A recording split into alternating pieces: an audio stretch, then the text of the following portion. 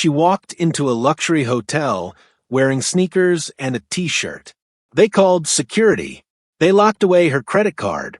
They told her to get out. What they didn't know, she owned the entire building, and in exactly 9 minutes, she would fire every single one of them.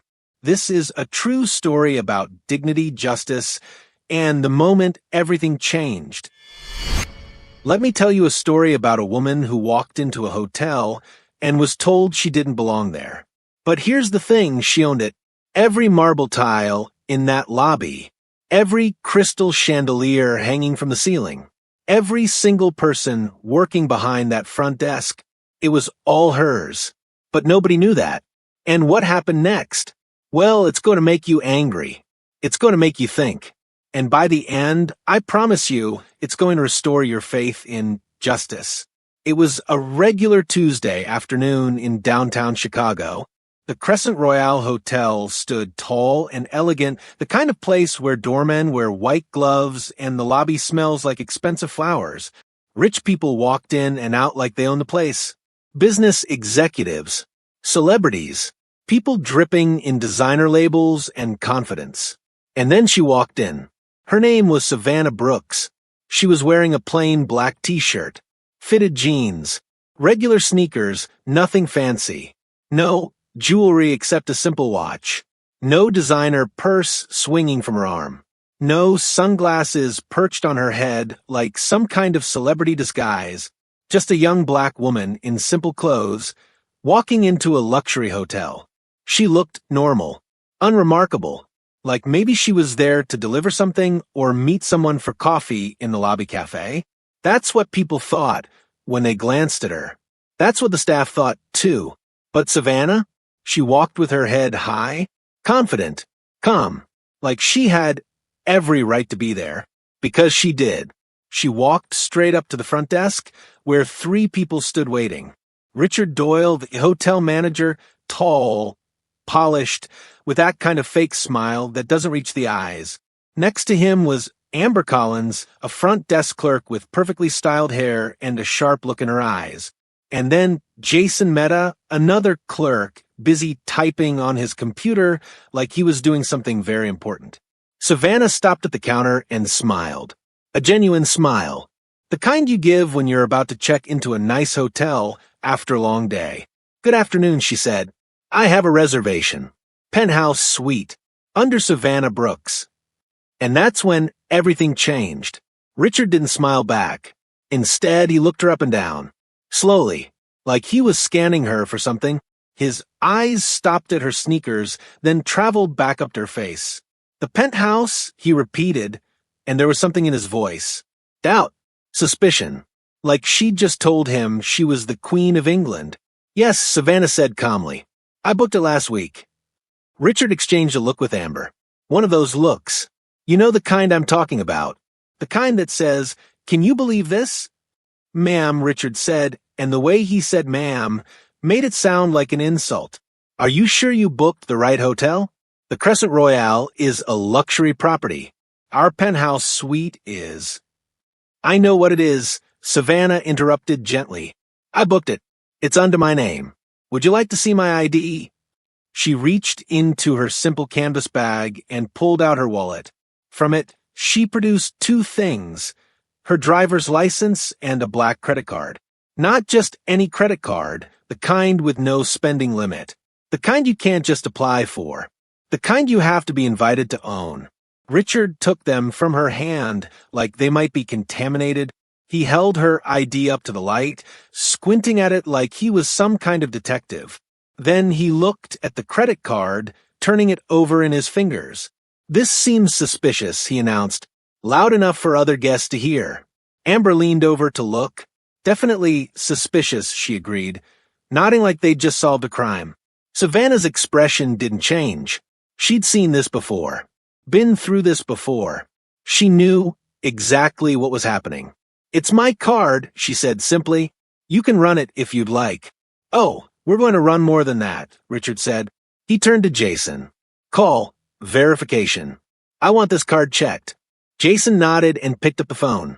And that's when Amber did something that made everyone in the lobby turn and stare. She pressed a button under the desk, a security alert button. Suddenly, a voice came over the intercom system, Amber's voice echoing through the entire lobby. "Security, we have a potential fraud situation at the front desk." Repeat, potential fraud at the front desk. People stopped walking. Conversations died. Everyone turned to look at Savannah, standing there in her plain clothes, being announced to the entire hotel as a criminal. Can you imagine? Can you imagine standing there, having done nothing wrong, while someone broadcasts to a building full of strangers that you're a fraud? But Savannah didn't run, didn't yell, didn't even raise her voice. She just stood there, waiting. Jason hung up the phone and walked over to Richard, whispering something. Richard nodded, then did something unbelievable. He opened the safe behind the desk and placed Savannah's credit card inside. Then he locked it. "Hey," Savannah said, her voice finally showing a crack of emotion. "That's my card." "It's evidence now," Jason said. "Company property until we verify it's legitimate." Richard crossed his arms and looked at Savannah with pure contempt, with disgust. And then he said the words that would change everything. "Get out of my lobby. This place isn't for your kind." Your kind. Let those words sit with you for a moment.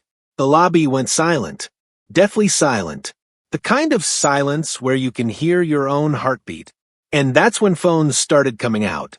A woman near the lobby cafe, her name was Olivia Shaw, a travel blogger, raised her phone and started recording. "I'm posting this everywhere," she announced to no one in particular. "Everyone needs to see this." A man in a business suit pulled out his phone too. Ethan Miller, he'd later say in interviews.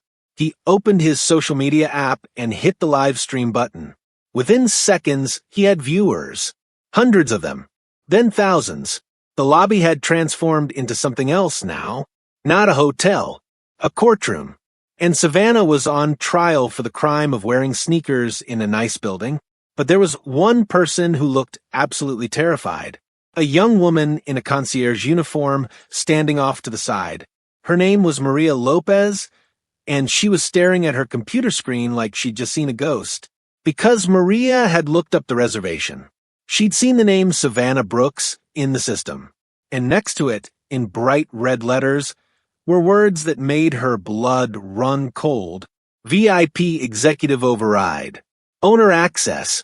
Maria knew. She knew who Savannah was. She opened her mouth to speak, took a step forward. "Sir, I think." "Maria." Richard snapped at her. "Unless you want to be looking for a new job tomorrow, I suggest you get back to the concierge desk and stay out of this." Maria froze. She looked at Savannah, then at Richard, then back at her computer screen. She was 23 years old. This was her first real job. She had student loans, rent to pay. But she also had a conscience. The tension in the lobby was thick enough to cut with a knife. Security guards were walking over now, summoned by the alert.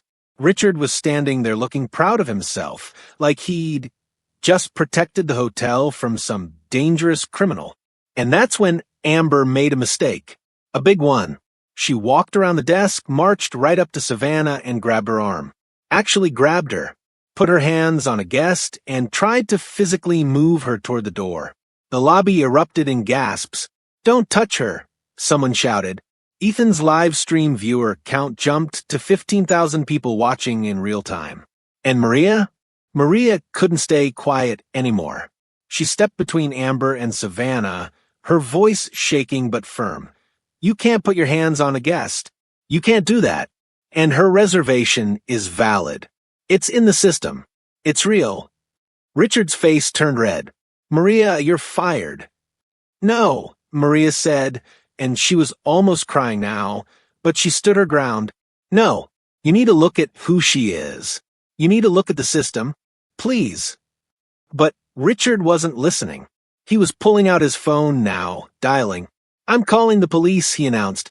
"This woman is trespassing, and she assaulted my staff." Savannah hadn't moved, hadn't touched anyone, but that didn't matter to Richard. And here's what nobody in that lobby knew yet. What Richard, Amber, and Jason didn't know. What the security guards didn't know. What even most of the guests filming didn't know. In exactly 9 minutes, the woman they were trying to humiliate would fire every single one of them. But we're not there yet. First, you need to understand something. You need to understand why Savannah was so calm. Why she wasn't scared. Why she just stood there and let them expose themselves. Because this wasn't the first time someone had looked at her and decided she didn't belong. Not even close. You want to know why Savannah was so calm? Let me take you back. Because this story didn't start in that Chicago lobby. It started years earlier, in moments that shaped her into the woman standing there, refusing to break. This wasn't her first time being judged. It was just the first time she had the power to do something about it. Savannah Brooks was 24 years old when it first happened, the moment that changed everything. She was in Dallas, Texas. She'd been working 3 jobs, waitressing during the day, tutoring kids in the evening, doing freelance graphic design at night. Barely sleeping, saving every penny she could, and she'd finally done it. She'd saved enough for one night. One single night at a nice hotel. Not because she needed it, but because she wanted to prove something to herself. That she belonged in spaces like that. That she'd earned it. She showed up at the hotel with her confirmation number printed out. She had her credit card ready. Her ID. Everything you're supposed to have. The woman at the front desk looked at her reservation, looked at Savannah, then looked back at the computer screen. "I'm sorry," she said, though she didn't sound sorry at all. "We don't have your reservation in our system." "But I booked it online," Savannah said, showing her the confirmation email on her phone. 2 weeks ago. "See? Confirmation number right here." The woman barely glanced at it. "The system shows we're fully booked tonight. There's nothing I can do." Savannah stood there, watching other guests check in. White couples, business travelers, nobody asking them for extra verification. Nobody telling them the system was down. "Can you check again?" Savannah asked, "Please." The woman sighed like Savannah was wasting her time. She typed something, clicked her mouse a few times, then shook her head. "Like I said, nothing here. You probably booked the wrong location. Maybe you should check the budget hotels on the other side of town." Budget hotels on the other side of town. Savannah tried 2 more hotels that night. Both said they were full, though she could see empty key cards stacked behind the desk. She ended up sleeping in her car, in a parking lot, doors locked, trying to stay warm. And you know what she did that night? Sitting in that car, wrapped in a jacket with her laptop balanced on her knees, she wrote a business plan. A business plan for a hotel chain where no one would ever be turned away because of how they looked, where staff would be trained to see people, not stereotypes, where dignity wasn't negotiable. She titled the document, Crescent Royale, Where Everyone Belongs. That was the night Savannah Brooks decided she wouldn't just survive these moments. She'd eliminate them. But Dallas wasn't the first time either. When Savannah was 16, her parents took her to Richmond, Virginia, for a family wedding. They were staying at a hotel downtown. Nothing fancy, just a decent place. Her parents checked in and went up to the room to freshen up before the rehearsal dinner. Savannah stayed in the lobby because she wanted to read her book in one of those big comfortable chairs by the window. Just a teenage girl sitting quietly reading. 10 minutes later, security approached her. "Excuse me, miss. Are you a guest here?" She looked up confused. "Yes, my parents just checked in. Room 412. The security guard crossed his arms. "I'm going to need to see your room key." "I don't have it. My parents have it. They're upstairs." "Then I'm going to need you to leave the premises. We don't allow loitering." Loitering. She was 16 years old, sitting in a hotel lobby, reading a book, and she was being accused of loitering. "My parents," she started. "If you don't leave, I'll have to escort you out." She left. She stood outside on the sidewalk, waiting for her parents, feeling ashamed even though she'd done nothing wrong. Feeling like somehow, just by existing in that space, she was the problem. When her parents came down and found out what happened, Her father marched back inside and demanded to speak to the manager. There was an apology, a rehearsed, hollow apology. But the damage was done. Savannah never forgot the way that security guard looked at her. Like she was a threat. Like she didn't deserve to be comfortable in a nice place. Fast forward to when she was 29, Los Angeles. By then, Savannah had started building her empire. She had money. Real money. She was wearing a designer dress and carrying a bag that cost more than most people's monthly rent. She walked into a hotel for a business conference. A hotel where she had a confirmed reservation and a speaking slot at the event. The check-in process took 2 hours. 2 hours. They needed to verify her credit card. Then they needed to call the bank. Then they needed a supervisor to approve it. Then they needed additional identification. Then they needed proof she was actually speaking at the conference. And the whole time, she watched white guests walk up to the counter, show their ID, get their key cards, and go to their rooms. No questions. No verification. No phone calls to banks. Just her. Only her. When she finally got her room key, her hands were shaking with rage. Not because of the inconvenience, but because of the message underneath it all. We don't trust you. We don't believe you. You don't look like you belong here. That night, she made a decision. She was going to buy hotels. Lots of them. And she was going to make sure this never happened to anyone else. So when Savannah walked into the Crescent Royale that Tuesday afternoon in Chicago, she knew exactly what she was doing. She could have walked in wearing a power suit. She could have called ahead and told them the owner was coming. She could have brought her executive assistant, her lawyers, her whole team. She could have made it clear from the start who she was, but she didn't, because she wanted to see the truth. She wanted to know how her staff treated people who looked like they didn't belong. She wanted to test the very culture she'd tried to build. It was a test, and Richard, Amber, and Jason were failing it spectacularly. Let's go back to that lobby now. Back to the moment where everything is about to explode. Richard has his phone out, calling the police. Amber is standing there looking self-righteous, like she's just protected the hotel from a criminal. Jason has locked Savannah's credit card in the safe like it's stolen property. Maria is standing between them and Savannah, her job on the line, but her conscience winning. And the guests? The guests are surrounding Savannah now. Not because they know who she is. They don't.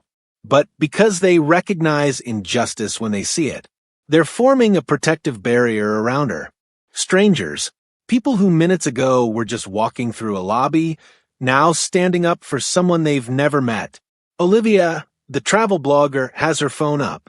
"This is disgusting," she says loudly. "I'm posting this to every travel forum I know. This hotel should be shut down." Ethan's live stream has 25,000 viewers now. The comments are flooding in. People are outraged. They're screaming in the chat. "What's the hotel's name? Where is this? This is discrimination. Someone call the news." Richard is talking to the police dispatcher, describing Savannah like she's dangerous. Yes, she's still here. She's refusing to leave. She tried to use a fraudulent credit card. My staff felt threatened. Savannah hasn't moved, hasn't spoken. She's just watching, observing, taking mental notes of every single thing being said and done. And then Jason, who's been watching this whole scene unfold, who's seen the cameras and heard the murmuring guests, leans over to Amber. He thinks he's whispering, but the intercom is still on from when Amber pressed the security alert. His voice echoes through the lobby. "She owns the place, doesn't she?" The lobby goes silent. Every single person stops moving, stops talking. Even Richard, still on the phone with the police, pauses mid-sentence. Amber's face goes white. "What?" Jason points at his computer screen. "I just saw it. VIP executive override. Owner access. Oh my God. Oh my God, she owns the hotel." Maria closes her eyes and nods. "I tried to tell you," she says quietly. "I tried." Richard slowly lowers his phone. He's staring at Savannah now, and the expression on his face is changing, shifting from righteous anger to creeping horror.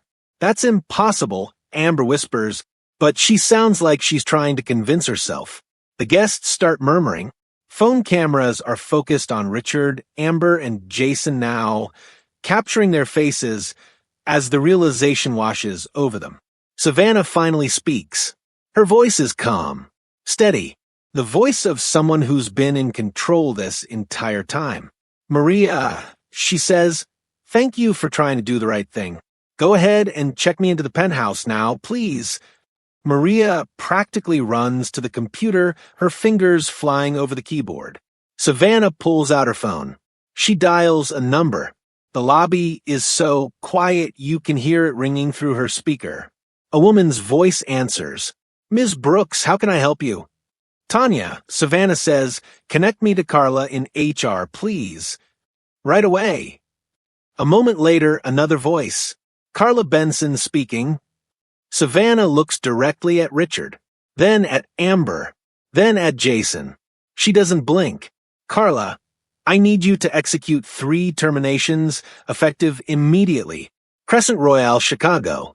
The names are Richard Doyle, Amber Collins, and Jason Mehta. Yes, ma'am. Processing now. 10 seconds later, 3 badges clipped to 3 different uniforms all buzz at the same time. The little lights turn from green to red. Richard looks down at his badge like it's betrayed him. System access revoked. Carla's voice says through the phone. Terminations complete. They're locked out of all Crescent Royale properties. Savannah ends the call. The lobby is dead silent. You could hear a pin drop. Richard, Amber, and Jason are standing in a hotel they can no longer access, in a building they can no longer enter, wearing uniforms they no longer have the right to wear. And Savannah, she's standing there in her sneakers and plain black t-shirt, looking exactly the same as when she walked in. But everything has changed. 3 badges, 3 people, 3 lives changed in an instant. But this story isn't about revenge. It's about something bigger, something that would ripple far beyond that lobby, beyond that hotel, beyond anything anyone standing there could imagine. Because what Savannah discovered that day wasn't just 3 bad employees. It was a system, a broken system that had been hiding in plain sight. Let me paint you the scene again. Richard, Amber, and Jason standing there, holding their now useless badges. The red lights blinking like little warnings. You don't belong here anymore. Richard found his voice first. Of course he did. You can't do this, he said, his voice shaking. I've worked here for 7 years. 7 years. I was following protocol. I was protecting the hotel. Savannah turned to look at him, really look at him. And when she spoke, her voice wasn't angry. It was something worse. It was disappointed. Protocol, she repeated. Show me the protocol that says you grab a guest's arm. Show me the protocol that says you announce someone's a fraud before verifying anything. Show me the protocol that says you lock their property in your safe. Richard opened his mouth, then closed it, because there was no protocol. There never had been. Amber jumped in desperate. It was his decision, she said, pointing at Richard. He told us what to do. We were just following orders. Jason nodded quickly. I didn't want to lock up her card. Richard made me do it. And there it was, the oldest excuse in the book. I was just following orders. Savannah shook her head slowly. You had a choice. Every single one of you had a choice. You chose to see someone in casual clothes and decide they were a criminal. You chose to treat me like I didn't deserve basic human respect. Maria stepped forward, still shaking but standing tall. I tried to tell them, she said. I saw your name in the system. I saw the VIP designation. I tried to speak up, but Richard threatened to fire me. Savannah turned to Maria and smiled. A real smile. Warm. Grateful. You're the only person here who passed the test. Test? Amber's voice cracked. This was a test? Yes, Savannah said simply. I walked into my own hotel, dressed like a regular person, to see how my staff treated guests who didn't look wealthy. You could have treated me with basic courtesy. You could have simply checked my reservation and given me my room key. That's all you had to do." She paused, letting that sink in. "Instead, you showed me exactly what's been happening in my hotels. To how many other guests? How many other people walked in here and were treated like criminals because of how they looked?" Ethan's live stream was at 40,000 viewers now. The comments were flying past faster than anyone could read them. Olivia was typing furiously on her phone, posting to every social media platform she had, and other guests started speaking up, started sharing their own stories. An elderly black couple stepped forward. "We were here last month," the husband said. "They made us pay a cash deposit, told us it was policy. But we watched other guests check in without any deposit." A young Latino man raised his hand. "They moved my reservation to a different room. Said there was a problem with the original one. But I saw them give that room to someone else, someone white, 10 minutes later." One by one, people came forward. Stories that had been buried. Complaints that had gone nowhere. A pattern that was impossible to ignore. Maria pulled out her phone, opened her email, and showed it to Savannah. "I documented everything," she said. 3 months of complaints. I sent them all to HR. I never heard back.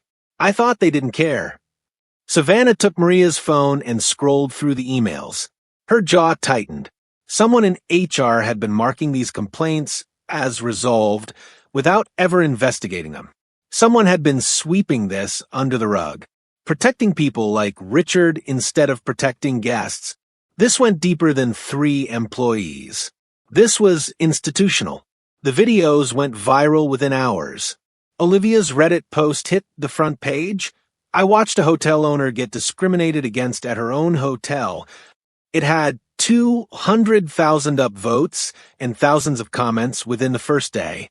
Ethan's live stream was viewed over 2 million times. News outlets picked it up. Major networks. Cable news. Everyone wanted to know, how did this happen? How did a woman get treated like a criminal in her own building? The hashtag Crescent Royale Exposed started trending worldwide. But here's what made it different. Here's what made people stop and really pay attention. Savannah didn't hide. She didn't release a corporate statement written by lawyers. She didn't try to downplay what happened. She owned it. 2 days after the incident, she released a video, just her, sitting in her office, speaking directly to the camera. "My name is Savannah Brooks," she began. "And yes, I own the Crescent Royale hotel chain. What happened to me in Chicago happens every single day to people who don't have the power to fire anyone. People who just want to book a room, have a meal, exist in a space without being questioned or degraded." She paused, and you could see the emotion in her eyes. "I could have walked in and announced who I was. I could have made it easy for myself. But then I would never have known the truth. I needed to see what my guests experience when they don't have power, when they don't have protection, when they're just regular people trying to be treated with dignity." The video was watched 50 million times. But Savannah didn't stop there. She launched a full investigation. Not just of the Chicago location. Every single Crescent Royale property. All 47 of them across the country. She brought in outside investigators, people who had no connection to the company, no reason to protect anyone. She gave them access to everything. 18 months of complaints, staff conduct records, internal communications, everything. And what they found was shocking. Richard hadn't been acting alone. He'd been following an unspoken directive from a regional director named Michael Grant. Michael had quietly told managers at multiple locations to treat certain guests as non-priority based on appearance. It wasn't written down anywhere. It wasn't official policy, but it was understood. It was practiced. It was real. Michael Grant was fired. 3 other regional directors who'd ignored complaints were fired. A dozen managers across different hotels were fired or suspended. But here's the twist. The real twist that nobody saw coming. Savannah discovered that some staff members had been fired for standing up to this behavior. People like Maria, who'd tried to do the right thing, were being punished while people like Richard were being protected. There was a woman in Atlanta who'd been fired for insubordination because she refused to move a black family's reservation to a lower floor. She'd been gone for 8 months. A young man in Seattle who'd been terminated for violating protocol when he gave a room to a Hispanic guest who his manager had tried to turn away. He'd been struggling to find work ever since. Savannah found them. She called them personally, and she offered them their jobs back with back pay, a promotion, and a public apology. You were punished for being good people, she told them. That ends now. The reform wasn't cosmetic. It wasn't a diversity training video that people could sleep through. Savannah created something called Crescent Forward, an entire division dedicated to making sure this never happened again. Independent training firms were brought in, not the ones that give certificates after a 2-hour workshop. Real training, with scenarios, role-playing, accountability measures. She established equity compliance panels at every property, anonymous feedback systems where guests and staff could report issues without fear. And here's the important part: zero-tolerance enforcement with real consequences. No more complaints disappearing into HR black holes. No more protecting managers who created toxic cultures. Maria Lopez was promoted to general manager of the Chicago property. At 23 years old, she became one of the youngest GMs in the company's history. And 6 months later, she was named National Advisor for Frontline Guest Experience. The scared young woman who'd risk her job to speak up became the person training every Crescent Royale employee in the country. But Savannah did something else that nobody expected. She personally called every single guest who'd been in that lobby, every person who'd witnessed what happened, every person who'd stood up, filmed, spoken out. She thanked them. You didn't know me, she told Olivia, the travel blogger. You didn't know who I was or what was happening. But you stood up anyway. That's humanity. That's what I'm trying to build. She invited them to the first Crescent Forward Summit 3 months later, a gathering of staff, guests, advocates, and people who'd experienced discrimination at hotels across the country. The Chicago Crescent Royale had been completely transformed. The staff was different. The culture was different. You could feel it the moment you walked in. There was a portrait of Savannah near the check-in desk, not some glamorous professional photo. It was a picture of her from that day, in her plain black t-shirt and jeans, looking like a regular person. The plaque underneath read, "This space belongs to every guest, no exceptions." At the summit, Savannah gave a speech that would define her legacy. The room was packed. News cameras lined the back wall. This wasn't just a corporate event anymore. It was a moment. She stood at the podium and looked out at the crowd, at Maria sitting in the front row, at the guests who defended her, at the staff members who were learning a new way. "I've been asked a lot in the past few months why I did this," she began. "Why I walked into my own hotel and let myself be humiliated. Why I didn't just fire people quietly and move on." She paused. Because quiet doesn't change anything. Comfortable doesn't change anything. Real change requires discomfort. It requires people seeing the truth, even when the truth is ugly. The room was completely silent. Every person deserves dignity, not because they're rich, not because they're important, not because they own the building, but because they're human. That's it. That's the only qualification needed. She took a breath. Hospitality doesn't begin with the smile you give. It begins with the respect you assume. It begins with seeing every person who walks through your door as someone worthy of being there. The applause was thunderous, but more than that, it was genuine. These weren't people clapping for a boss. These were people clapping for a truth that needed to be said.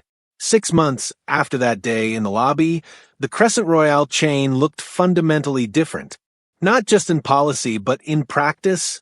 Guest satisfaction scores went up, staff retention improved, and reports of discriminatory treatment dropped by 87%. But numbers don't tell the whole story. The real story is in the details. In the elderly couple who came back to that Chicago location and were treated like royalty. In the young mom who checked in with her kids and wasn't asked for extra deposits or documentation. In the college student who sat in the lobby studying for finals and nobody told him he was loitering. The story is in Maria, who went from fearing for her job to shaping the future of an entire company. The story is in the staff members across the country who learned that doing the right thing would be protected, not punished. And the story is in Savannah, who could have hidden her wealth and power but chose instead to be vulnerable, to feel what others feel, to experience what others experience. She didn't walk into that hotel to prove she belonged there. She walked in to prove that everyone belongs there. So here's my question for you, watching this right now. What would you have done? If you'd been in that lobby, watching someone get treated like that, would you have pulled out your phone? Would you have stood up? Would you have said something? Or would you have walked past, thinking it wasn't your business? Because that's the real test, isn't it? Not whether you'd treat someone badly yourself, but whether you'd stand up when you see someone else being treated badly. Savannah walked into a hotel wearing sneakers and got told she didn't belong. But she didn't just change a policy. She didn't just fire some people. She transformed an entire industry's understanding of what hospitality means. The woman they underestimated became the woman who changed everything. And the next time you walk into a hotel, a restaurant, any public space, remember her story. Remember that the person next to you in regular clothes might be the owner. Or they might just be a regular person who deserves the same respect anyway. Because dignity isn't about what you're wearing. It's about being human. And that's something nobody should ever have to prove. If this story moved you, share it. Because stories like this remind us that change is possible. Justice is possible. And one person with courage can create waves that reach farther than they ever imagined.